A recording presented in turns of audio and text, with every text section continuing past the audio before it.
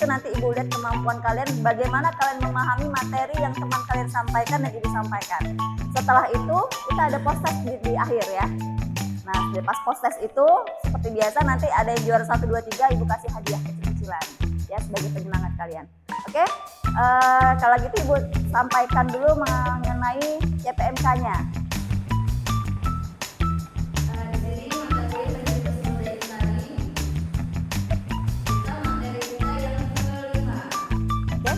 Kelihatan di sini? Nah, di sini CPMK-nya mampu menjelaskan proses latihan dan pengembangan. Nah, indikator-indikator penilaiannya, kita mengharapkan mahasiswa itu mampu menjelaskan urgensi atau pentingnya kegiatan tersebut, kegiatan pelatihan dan pengembangan. Kita bisa menjelaskan tujuannya, kita menjelaskan manfaatnya, dan metode-metode apa saja yang dilakukan dalam melakukan pelatihan dan pengembangan tersebut. Setelah itu kita mampu menjelaskan evaluasi program latihan dan pengembangan. Nah, sistem pembelajaran kita tadi kita interaktif ya, interaktif mahasiswanya yang mempresentasikan itu sebagai fasilitator. Jadi project based learning berbasis student center learning. Jadi dosen ini hanya sebagai fasilitator untuk membantu menjelaskan. Nanti ada teman kalian yang akan mempresentasikan materi yang sudah Ibu sampaikan sesuai dengan LPS. Oke? Sini ada yang menanyakan? Jelas? Kalau begitu, tapi sebelum temannya maju, Ibu mau menyampaikan video singkat itu. Nanti kalian perhatikan. Nanti kalian evaluasi mengenai video tersebut, materi dan kuis yang Ibu sampaikan tadi. Oke?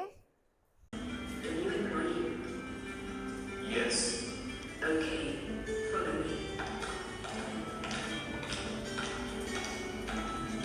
Today, we have an employee onboarding training. Higher motivation will increase productivity and achieve better outcomes. Employee onboarding. Video singkat tadi ada gambaran mengenai materi pelatihan dan pengembangan, walaupun bahasa Inggris tapi mudah dipahami ya. Oke, sebelum materi disampaikan, Ibu mau absen dulu nih.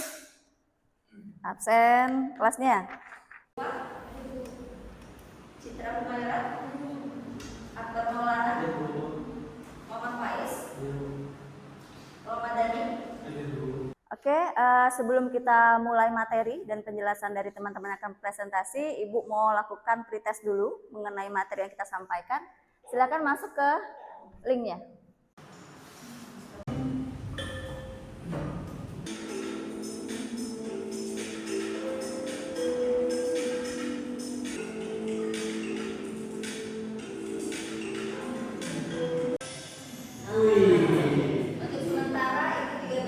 Presentasi keberhasilan kelas sebelum melakukan materi kita 59%. Jadi Ibu harapkan nanti di saat temannya presentasi dan Ibu juga melakukan penjelasan materi, Ibu harap kalau bisa 100% ya. Oke, jadi di situ Ibu melihat bahwa kalian mampu memahami materi yang telah kita sampaikan. Seperti pencapaian CPMK kita tadi. Oke, kalau gitu Ibu persilakan yang presentasi siapa? Sama? Lupa sama? Iya, silakan. Untuk teman-teman tolong diperhatikan. Nanti kalau mau bertanya silakan bertanya. Oke, silakan. Baik, assalamualaikum warahmatullahi wabarakatuh. Waalaikumsalam warahmatullahi wabarakatuh. Baik teman-teman, di sini kami akan melakukan presentasi sebagaimana minggu-minggu sebelumnya. Jadi pada pertemuan kali ini kami akan membahas mengenai lanjutan dari materi kita, yakni tentang pelatihan dan pengembangan sumber daya insani. Jadi di sebuah perusahaan, sumber daya itu kan adalah komponen utama dari sebuah perusahaan, karena penggerak utama atau roda sebuah perusahaan itu adalah sumber daya. Oleh karena itu, jika sumber dayanya tidak dilakukan pelatihan dan pengembangan, maka skill dan kemampuan pekerja tentunya akan tetap stuck dan hal ini tentunya mempengaruhi kinerja dari sebuah perusahaan. Oleh karena itu, pada kesempatan kali ini kita akan membahas mengenai pelatihan dan pengembangan sumber daya insani. Pelatihan adalah kegiatan yang dilakukan oleh sebuah perusahaan untuk meningkatkan kemampuan dan operasional karyawannya. Biasanya pelatihan ini dalam proses dari pelatihan itu yang pertama dimulai dari identitas kebutuhan terlebih dahulu, kebutuhan apa yang dibutuhkan oleh perusahaan itu itu harus diidentifikasi terlebih dahulu. Dari pelatihan ada beberapa metode yang dapat dilakukan. Yang pertama itu ada pelatihan langsung di tempat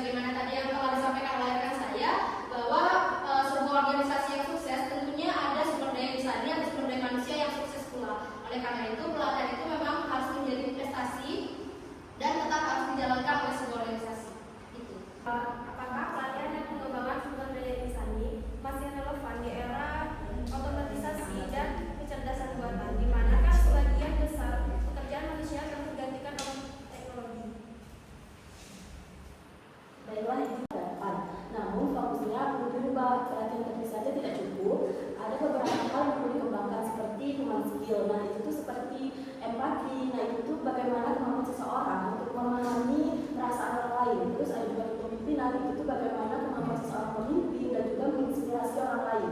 Terus ada pemikiran kritis, bagaimana kemampuan seseorang untuk menganalisis informasi ataupun membuat keputusan yang tepat. Nah, terus ada digital fluency, yaitu di mana kemampuan seseorang untuk dapat berjalan berdampingan ataupun bersamaan dengan teknologi, seperti bagaimana cara seseorang itu memahami cara kerja ataupun menggunakan teknologi dengan benar untuk meningkatkan produktivitas.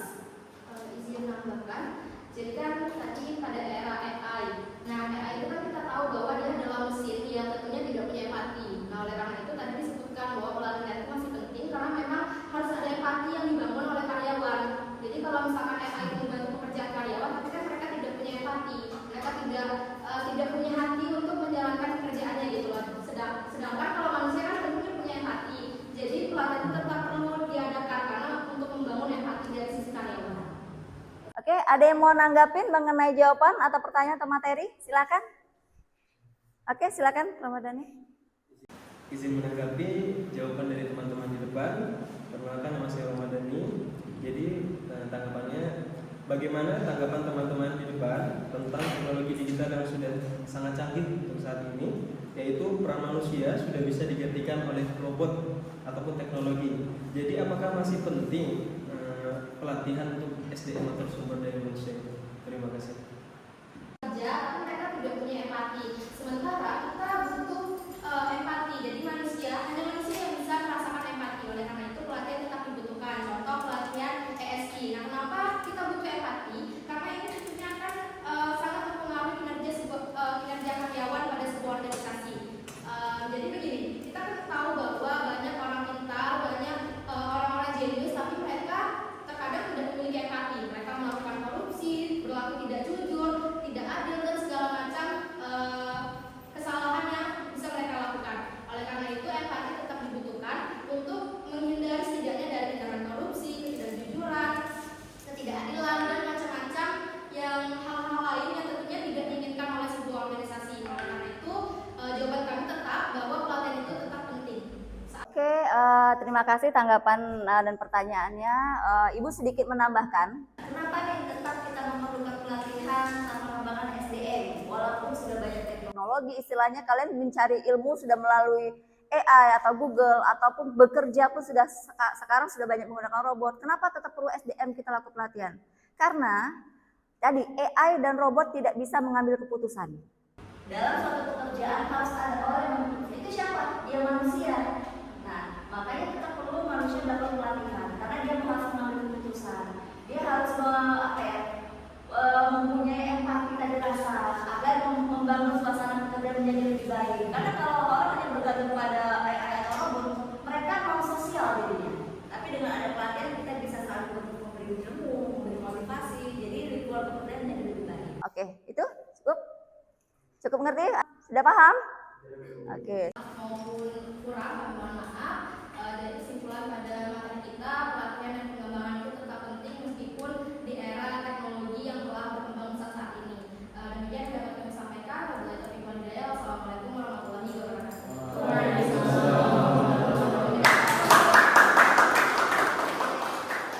Terima kasih kepada temannya sudah menyampaikan materi tentang pelatihan dan pengembangan. Ini sedikit Ibu menjelaskan atau menambah lagi pengetahuan kalian mengenai proses latihan pengembangan sumber daya insani. Nah, seperti di sub CPMK tadi Ibu sampaikan bahwa diharapkan mahasiswa mampu menjelaskan urgensi kegiatan orientasi dalam pengelolaan sumber daya insani. Kedua, menjelaskan tujuan dan manfaat latihan dan pengembangan sumber daya insani. Ketiga, mahasiswa dapat mengidentifikasi atau menjelaskan metode pelatihan dan pengembangan. Dan keempat, menganalisis, mengevaluasi efektivitas dari pelatihan, dari program pelatihan. Tadi temannya sudah menjelaskan mengenai pelatihan dan pengembangan. Tapi sebelum itu semua ada namanya orientasi. Sudah pernah dengar orientasi? Pernah kalian melakukan orientasi? Pas kapan?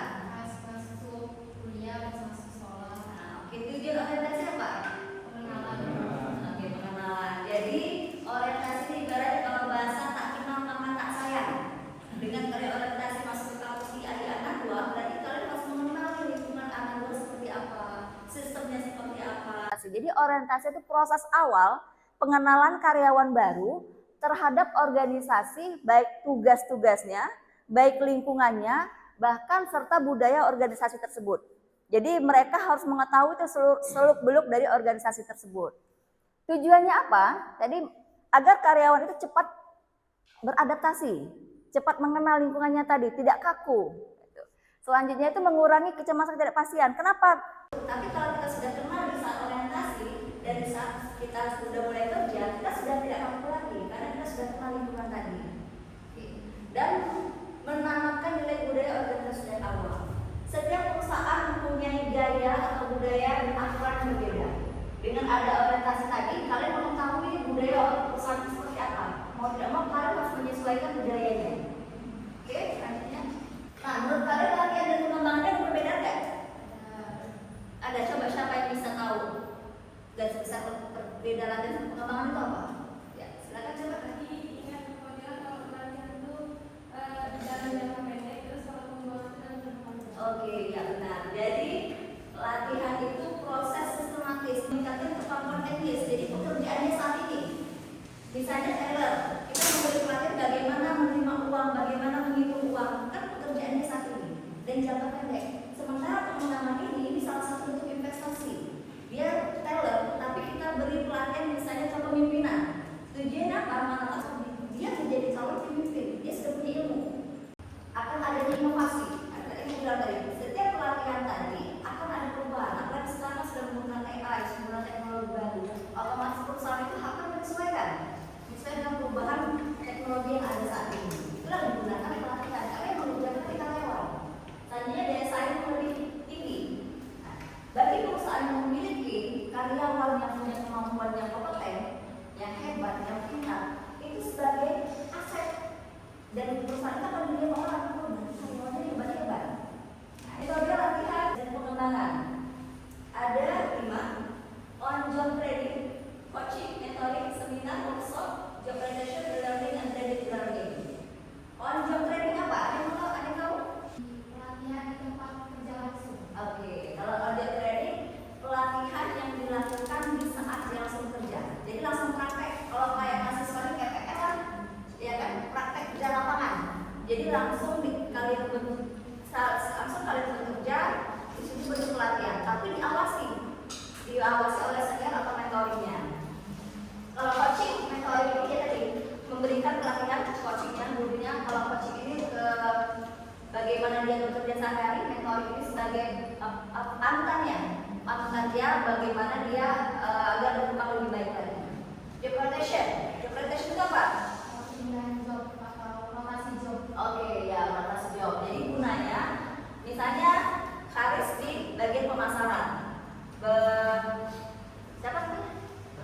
Adik di bagian operasional. Nanti Ibu Cing nih dua, minimal ada 1 bulan di bagian operasional, adik di bagian pemasaran. Tujuan apa? Biar kalian berdua menambah ilmu, menambah wawasan, menambah kemampuan, dan biar sama punya empati bahwa tahu, oh ternyata pekerjaan masing-masing penting dan ternyata pekerjaan masing-masing susah. Karena kadang karyawan menganggap pekerjaan dia, oh itu gampang tuh pekerjaannya, coba aku praktekin dulu. Nah, kan kita banyak orang komplain ya, menganggap bahwa pekerjaan itu susah, pekerjaan orang itu gampang. Nah, dengan ada job presentation tadi, selain menambah pengetahuan tadi, ya kita bisa award sama rekan-rekan kerja tadi. Learning ini online, pelatihan online ataupun blended, bisa digabungkan online maupun offline. Seminar workshop yang biasa kita bisa ikutin. Oke, model evaluasi Tim Patrick ada 4. Adanya evaluasi yaitu reaction ini kepuasan peserta terhadap pelatihan. Nah, dengan diadakannya pelatihan tadi, apakah pegawai ini merasa puas atau biasa-biasa saja? Reaksinya seperti apa? Dengan setelah dilakukan pelatihan ada perubahan nggak reaksinya? Apakah malas atau makin semangat? Nah, itu reaction. Kedua, learning pemantauan keterampilan yang didapat. Dengan dilakukan pelatihan tadi, menambah nggak kemampuan dia, menambah nggak ilmunya, bisa nggak dia diterapkan di pekerjaan dia. Selanjutnya behavior berubah di dalam tempat kerja. Nah, dengan ada pelatihan tadi mungkin ada gaya-gaya bekerja yang bisa dia adopsi di lingkungan pekerjaannya. Selanjutnya result, dampak pelatihan terhadap organisasi. Nah, dengan ada pelatihan tadi, kira-kira karyawan itu termotivasi nggak untuk bekerja?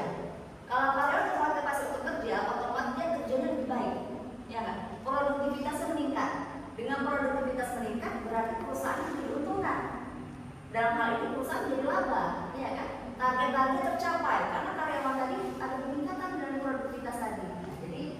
responnya, dampaknya itu terhadap pelatihan positif terhadap perusahaan. Nah, dari pelatihan dan pengembangan tadi ada moderasi beragama. Jadi di suatu perusahaan tadi, karena perusahaan ini kan orangnya bermacam-macam yang beragam, beda-beda agama, beda-beda suku, beda-beda budaya. Nah, dengan adanya pelatihan tadi, apakah semua itu bisa diakomodir? Apakah semuanya punya kesempatan yang sama? Jadi jangan sampai, mohon maaf, misalnya ibu ini pimpinan Islam, ibu mau ikut pelatihan orang Islam aja, non Islam nggak boleh. Atau ibu ini orang suku apa, jadi ibu mendahulukan orang yang satu rumpun sama ibu, itu tidak boleh. Dengan adanya moderasi beragama itu, seorang pemimpin harus memperlakukan seluruhnya sama, diberikan kesempatan yang sama. Jadi semua orang berhak untuk melakukan pelatihan tadi, diikut sertakan. Bahkan semua orang punya kesempatan untuk menaik jabatan. Nah, ini moderasi beragama. Jadi adanya toleransi, menghargai perbedaan agama dan budaya. Praktisnya pelatihan tim building lintas agama dan gender. Jadi pelatihan ini boleh dilakukan seluruhnya, lintas agama bahkan gender, diserahkan semuanya. Boleh, jangan sampai laki-laki saja, perempuan nggak perlu. Nah, iya kan? Nah, sementara saat ini emansipasi perempuan juga perlu kan? Dari Ibu sampaikan ini referensinya. Jadi rangkumannya proses pelatihan pengembangan bukan segala rutinitas, melainkan investasi strategis sumber daya insani, orientasi efektif, metode yang tepat serta evaluasi menyeluruh keberhasilan SDM berkelanjutan. Ini penutup dari kuliah Ibu. Cukup jelas Ibu sampaikan? Ada yang mau bertanya? Oke, silakan, Aris. Mengenai dari semua yang Ibu jelaskan tentang SDI ini, misalnya dalam sebuah perusahaan itu mereka sudah mengeluarkan dana yang banyak untuk membuat rotasi untuk karyawan-karyawannya. Nah, setelah mengeluarkan sebuah dana yang tidak kecil, tapi perusahaannya tidak berkembang, tidak ada yang kemajuannya gitu. Jadi penyebab utamanya itu apa itu? Oke, cukup bagus pertanyaannya.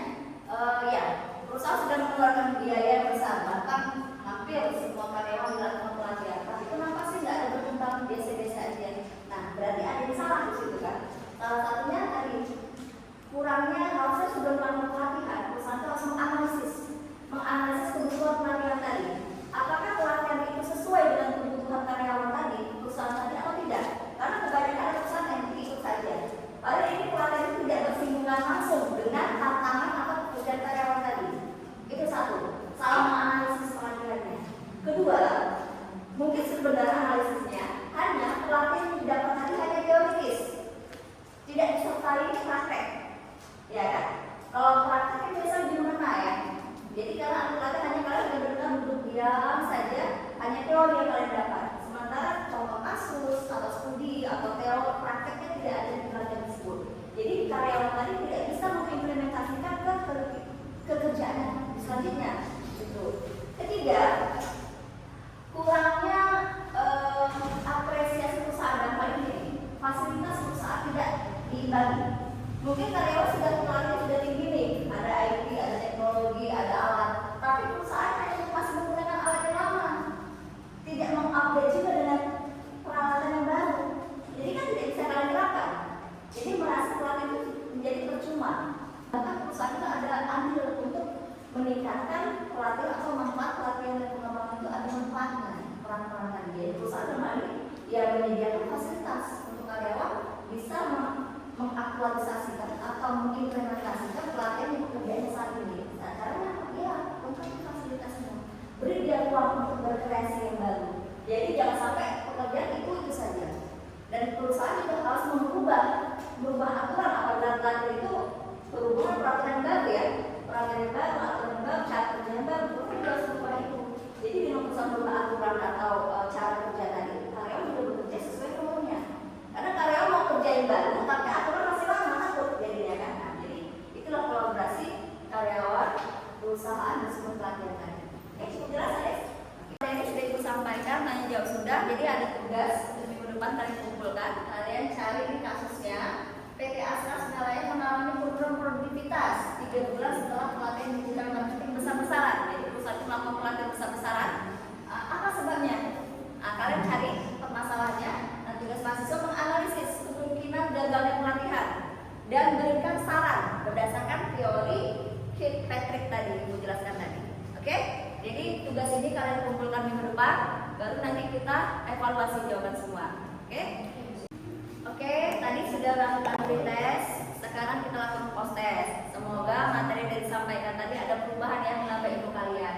Jadi tadi hanya 59% ya. Nah, kita ibu harapkan sini 100%. Kita boleh nanti dikasih hadiah. Biar 1, 2, 3 cukup coklat saja ya. Gak apa-apa ya. Oke. Silakan. Udah semuanya? Sudah. Mulai deh.